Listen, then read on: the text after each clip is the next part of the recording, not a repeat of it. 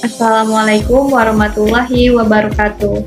Perkenalkan, nama saya Mei Triana, mahasiswa dari Fakultas Tarbiyah dan Keguruan jurusan Pendidikan Ekonomi.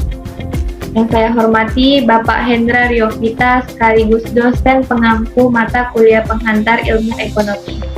Salawat dan salam tak lupa pula kita hadiahkan kepada Nabi besar kita Muhammad SAW yang telah membawa kita dari alam jahiliyah atau kebodohan menuju alam yang penuh dengan kepintaran dan teknologi pada saat ini. Baik, berdirinya saya di sini untuk memberikan video pengajaran mengenai konsep dasar ilmu ekonomi dan apa sih peran ilmu ekonomi terhadap guru pendidikan ekonomi. Sebelum memasuki materi, ada baiknya kalau saya berpantun terlebih dahulu.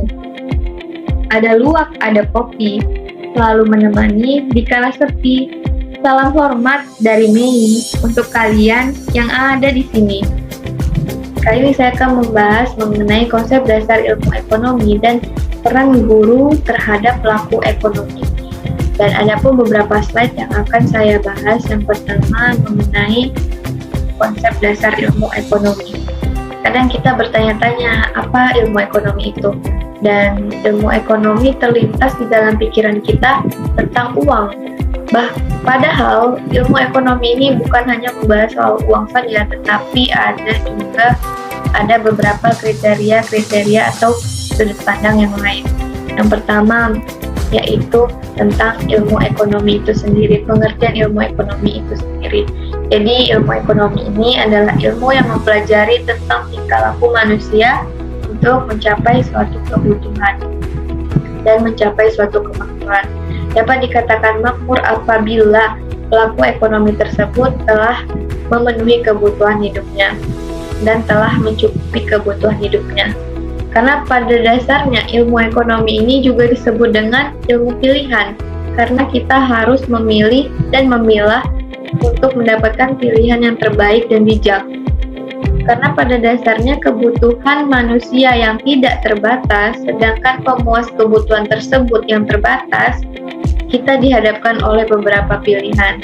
Maka dari itu kita harus memberikan pilihan yang terbaik untuk mencapai kemakmuran tersebut. Kedua adalah teori ekonomi. Teori ekonomi ini dibagi menjadi dua, yaitu ekonomi mikro dan ekonomi makro. Ekonomi mikro dan ekonomi makro ini pertama kali diperkenalkan oleh Ragnar Frisch. Beliau merupakan penerima Nobel pertama di dalam bidang ilmu ekonomi. Pada kata mikro yang berarti kecil, jadi dapat kita simpulkan bahwa ekonomi ini mempelajari tentang perilaku secara individu, contohnya baik dari satu perusahaan, satu industri, atau bahkan satu rumah tangga. Kemudian ekonomi makro yang berarti besar, dan dapat kita simpulkan bahwa ekonomi makro ini berfokus pada agregat ekonomi yang lebih besar dan luas. Contohnya saja seperti inflasi, neraca anggaran, lalu pengangguran, dan pendapatan nasional. Dan apa keterkaitan dari teori ekonomi ini terhadap peran guru sebagai pelaku ekonomi? Dan sama halnya seperti seorang guru yang memegang peranan penting terhadap dunia pendidikan, khususnya saja pada para pendidiknya. Karena pada dasarnya, ketika seorang pendidik tidak ada seorang guru, maka mustahil sekali para pendidik tersebut akan mencapai tujuan yang mencapai tujuan yang lebih optimal. Sama halnya dengan teori ekonomi, guru juga berperan penting terhadap peserta didiknya. Dan kemudian ada pelaku ekonomi. Pelaku ekonomi adalah pelaku usaha yang berfungsi sebagai pemasok semua kebutuhan. Nah, pemasok semua kebutuhan tersebut baik dari tersier, primer, bahkan sekunder. Dan kedua, penyerap tenaga kerja, perusahaan, pemerintah, atau mitra luar negeri. Dan pelaku ekonomi ini juga termasuk ke dalam distribusi, konsumsi, produksi. Nah, selanjutnya motif ekonomi. Motif ekonomi adalah alasan pelaku ekonomi melakukan tindakan ekonomi. Jadi mustahil sekali ketika kita melakukan sesuatu kita tidak ada motif atau kita tidak punya alasan mengapa kita melakukan tersebut. Dan ada pun beberapa motifnya. Yang pertama, motif keuntungan. Motif keuntungan adalah motif untuk mendapatkan keuntungan. Ya, betul sekali kan? Motif keuntungan pasti untuk mendapatkan keuntungan, mendapatkan nilai positif. Dan apa hubungannya terhadap peran guru dari motif keuntungan tersebut? Nah, motif keuntungan adalah motif untuk mendapatkan keuntungan. Guru mengajarkan peserta didiknya untuk mendapatkan gaji. Nah, gaji tersebut dialokasikannya untuk memenuhi kebutuhannya sehari-hari. Jadi, motif guru mengajar pendidik adalah untuk mendapatkan upah atau gaji.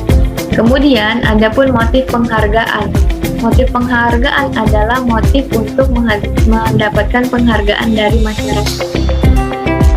Jadi, seorang guru mengajar juga ingin mendapatkan penghargaan atau pandangan positif terhadap dirinya atau mendapatkan applause seperti pujian seperti itu. Kemudian ada motif kekuasaan. Motif kekuasaan adalah motif untuk mendapatkan kekuasaan ekonomi setelah memperoleh keuntungan. Karena motif kekuasaan ini keterkaitannya terhadap seorang guru. Guru memiliki hak atas peserta didiknya. Kemudian ada pun motif sosial. Motif sosial ini adalah motif kompleks yang bersumber dari banyak tindakan manusia. Jadi motif sosial ini adalah motif yang kompleks bersumber dari banyak manusia. Jadi dari beberapa motif tersebut, motif sosial ini merupakan motif yang lebih tidak mementingkan kepentingan individu, melainkan kepentingan bersama. Jadi seorang guru mengajar bukan hanya untuk mendapatkan keinginannya semata seperti untuk mendapatkan keuntungan, penghargaan dan aplaus dari orang lain, dari kalangan masyarakat. Bukan hanya itu, peran mengajar guru terhadap peserta didiknya untuk memberikan atau mengedukasikan peserta didiknya di guru mengajar bukan hanya untuk mendapatkan gaji saja, tapi dia juga mau memberikan ilmu-ilmunya terhadap peserta didiknya untuk mencapai cita-citanya, untuk mencapai tujuan hidupnya yang lebih optimal, lebih positif, dan lebih baik lagi tentunya.